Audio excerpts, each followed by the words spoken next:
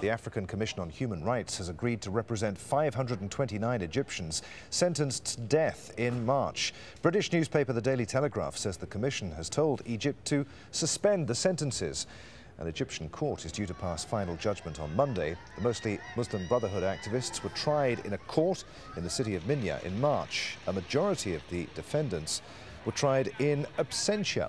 Well, Sahar Aziz is Associate Professor of Law at Texas A&M University. She joins us now live from Dallas in Texas. What do you make of this this announcement, which we've heard in the last few minutes, that the African Commission on Human Rights is to take up this case? According to its own findings, the Commission found a prima facie violation of the African Charter of Human Rights, of which Egypt is a signatory.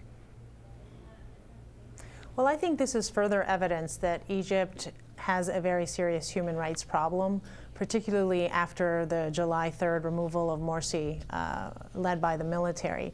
And so I think that Egypt is going to have to think very carefully about how it is going to improve its reputation abroad, particularly for purposes of trying to increase foreign investment and trying to transition to a democratic process, a real one, a meaningful one, not simply one that's based on public relations. Because this decision is just further evidence that there are additional international bodies that are very concerned that what happened on July 3rd was not a second revolution, but may in fact have been a regression back to authoritarianism. Now, the US and the EU said at the time when the initial ruling came out that they were appalled after what was a one-hour hearing with the defense prevented from presenting arguments and the prosecution offering no evidence. Will justice prevail tomorrow, do you think? Well, most of the lawyers that I've spoken to in Egypt are pretty confident that there will likely be a reversal of the initial decision, because it's very obvious that you cannot sentence 529 people to death after only 2 hearings that lasted just a few hours, if even that. So clearly there was a political problem at the judge in the first instance, the court of first instance, by the judge. So I think it will be appealed, but it still begs the question of, is the judiciary independent in Egypt, and will this happen again to others? And when it is reversed, if it is reversed, will they get a fair trial in that regard? And if they get the same judge, it would be very questionable whether they can get a fair trial.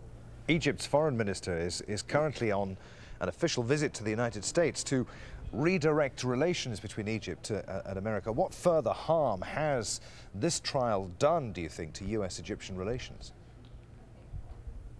Well, I think it's made it more difficult for Obama and his administration to provide the foreign aid that it usually provides to Egypt, though 1.5 million every year as part of the Camp David Accord agreement.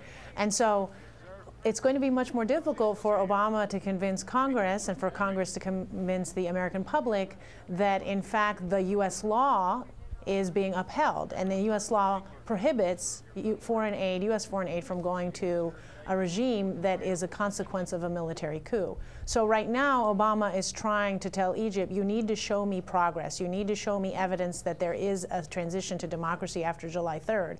But these types of incidents and these types of rulings tend to undermine that. So that is going to, I think, create a legal problem for Obama, not much less a political problem. Sahar Aziz, good to talk to you on the NewsHour. Many thanks indeed.